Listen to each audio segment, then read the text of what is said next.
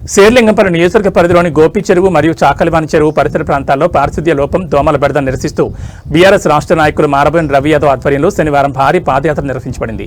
గోపి చెరువు నుండి GHMC commissioner కార్యాలయం వరకు సాగిన ఈ ర్యాలీలో బీఆర్ఎస్ నాయకులు, మహిళలు మరియు స్థానిక ప్రజలు పెద్ద ఎత్తున పాల్గొని ప్రభుత్వ వ్యతిరేక నినాదాలు చేశారు.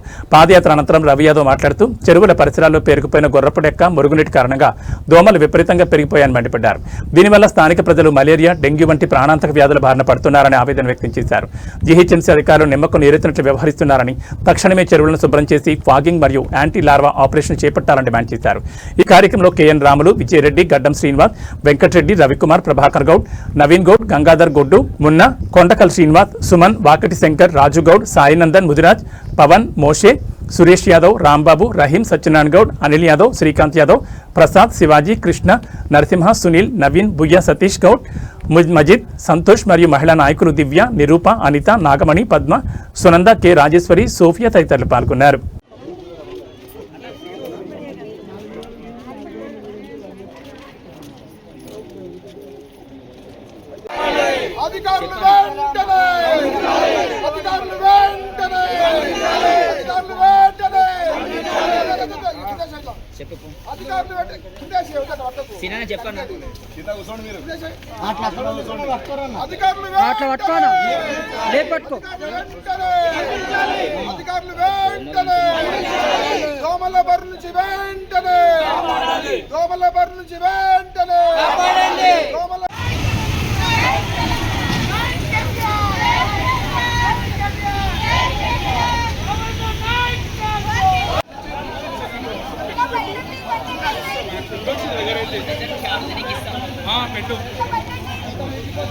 అయ్యో దోమలు, అయ్యో దోమలు, అయ్యో దోమలు, అధికారులు వెంటనే, అధికారులు వెంటనే, అమ్మో దోమలు, అమ్మో దోమలు, అమ్మో దోమలు, అబ్బో దోమలు, అధికారులు వెంటనే, అధికారులు వెంటనే.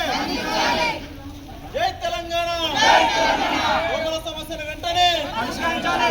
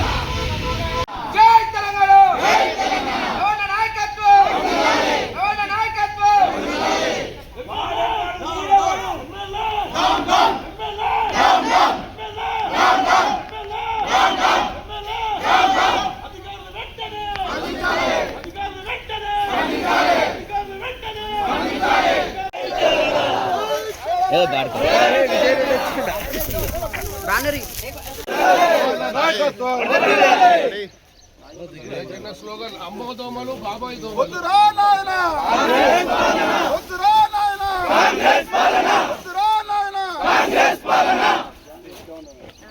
MLA Gandhi, MLA Gandhi, MLA Gandhi, MLA Gandhi.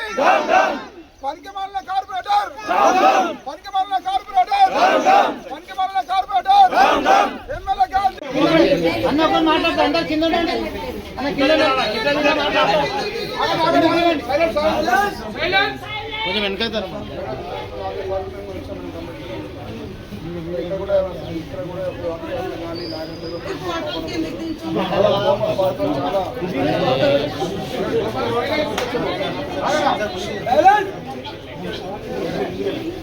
ఇప్పుడు మా శరీరం గోపురం 1,00,000 జనాలు పబ్లిక్ అక్కడ గుర్రపు టెక్కతో అక్కడ డెవలప్మెంట్ లేక వాకింగ్ ట్రాక్ లేక గుర్రపు టెక్కతో దోమలు డైలీ పిల్లలు అందరూ చాలా రోగాలకు గురవుతున్నారు మేడం. చాలా ఇబ్బంది అవుతున్నది. అందుకే ఇంత 4 సార్లు కూడా మేము ఫిర్యాదు చేస్తాము, ఎక్కడ యాక్షన్ తీసుకోలేదు. అందుకే మేము ఈరోజు ఇలాంటి ధనం చేయడం జరుగుతున్నా ఉన్నది. కాకపోతే యాక్షన్ తీసుకోకపోతే మేము కూడా మళ్ళీ కూడా ఇది ఖర్చు చేస్తాం మేడం. నా పేరు Vijay Kumar Reddy, Sriram Nagar division incharge BRS party. ఈరోజు ప్రజలందరి కోరిక మేరకు ఒకసారి మన గోపి చెరువు కానీ చాకలి చెరువు కానీ సందర్శించడం జరిగింది. అది ఎంత కలుషిత భరితమైందంటే అక్కడ ఒక 10 నిమిషాలు ఉండడానికి కూడా మనం ఉండలేకపోతున్నాం. అట్లాంటిది వాళ్ళు అక్కడ ప్రజలు ఇంతమంది ఇన్ని రోజుల నుంచి బాధలు పడుతున్నారు. చాలామందికి అనేక రోగాల బారిన పడుతున్నారు.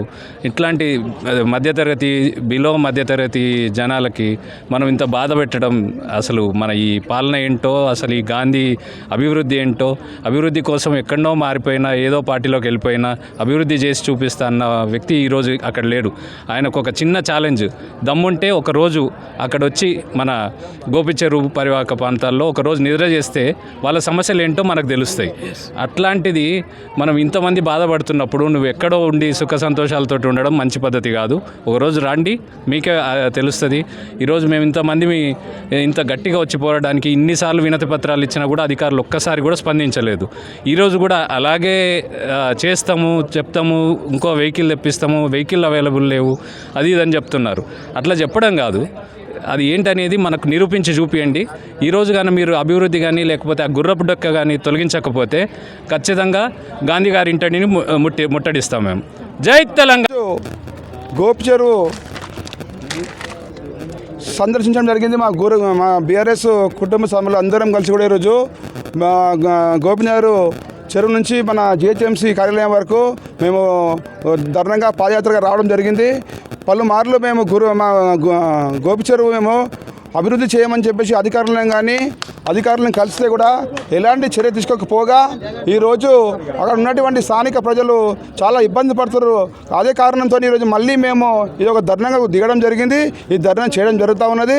ఎందుకంటే అక్కడ ఉన్నటువంటి ప్రజలు ఎందుకంటే మధ్యతరగతి ప్రజలు ఉంటారు కాబట్టి వాళ్ళకి ఎలాంటి ఆప్షన్స్ ఉన్నట్టు అధికారులకు వస్తుందని చెప్పేసి కూడా మాకు విశ్వాసం, ప్రజలకు విశ్వాసం వచ్చేసి రాష్ట్ర ప్రజలు ఈరోజు సంతోషంగా ఉన్నారు. 2 సంవత్సరాలనే కాంగ్రెస్ ప్రభుత్వం మీద ఇంత వ్యతిరేకత వచ్చిందంటే ఎందుకు వచ్చింది? వాళ్ళు చేసిన హామీలు ఎక్కడ కూడా ఏ ఒక హామీ కూడా అమలు చేయని పరిస్థితులు లేదు. ఇలాంటి సమస్యలు చూస్తూ ఉంటే ఎన్నో సమస్యలు మాకు మసిబండ చెరువు కూడా మా బీఆర్ఎస్ నాయకులు చెరువుతోనే మేము పోరాడుతూనే అది చేశారు. ఇది కూడా చేయకపోతే ఇదొక చాకలి చెరువు కానీ ఇదొక గోపి చెరువు కానీ అది కూడా అభివృద్ధి చేయకపోతే ఈ ఉద్యమం ఇంతే కాదు, ఇంతకు 10 చేసుకొని మేము కూడా ఉద్యమించి అదొక డెవలప్మెంట్ చేసేంత వరకు మేము కూడా ఇలానే ఉద్యమిస్తాం.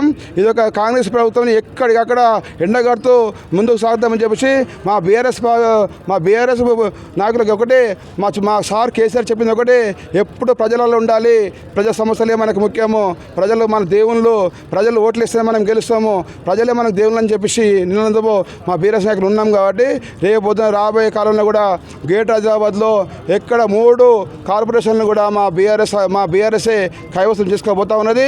షేర్లింగంపల్లిలోని 24 డివిజన్లు కూడా మా బీఆర్ఎస్ వైపే ముగ్గు చూపుతా ఉన్నాయి. మా బీఆర్ఎస్ వైపే మేము గెలుస్తామని చెప్పేసి కూడా ఈ యొక్క సందర్భం తెలియజేస్తా ఉన్నాము.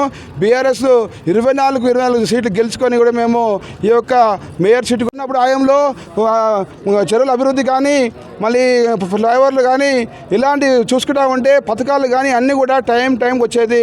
ఈరోజు చూస్తూ ఉంటే 420 హామీలు 6 గ్యారంటీలు ఎక్కడ కూడా అమలు చేయని పరిస్థితి లేదు. ఒక ఫ్రీ బస్సు పెడితే మా అక్కజల్లందరూ కొట్టుకునే పరిస్థితి, గుద్దుకునే పరిస్థితి.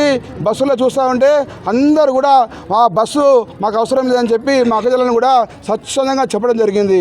ఇలా చూస్తూ ఉంటే ఇక రాష్ట్ర ప్రభుత్వం ఈ యొక్క మొన్న జరిగినటువంటి ఎలక్షన్లలో కూడా అన్నీ అలా బలగాలతోని వాళ్ళ రాజకీయ దుర్వినియోగంతో ఈరోజు మొన్న గెలిచిన ఓట్లు 10% గెలిచారు. అంటే అర్థమైపోయింది, రాష్ట్ర ప్రజలకు అర్థమైంది ఏంటంటే కాంగ్రెస్ పని అయిపోయింది. ఎందుకంటే మొన్న 2-3 లక్షల ఓట్లతోనే ఈరోజు వాళ్ళు కొద్దిగా ఓట్లతోనే వచ్చారు. మేము 10 లక్షల పైకి ఓట్లు మాకు వచ్చినాయి. కాబట్టి ఈరోజు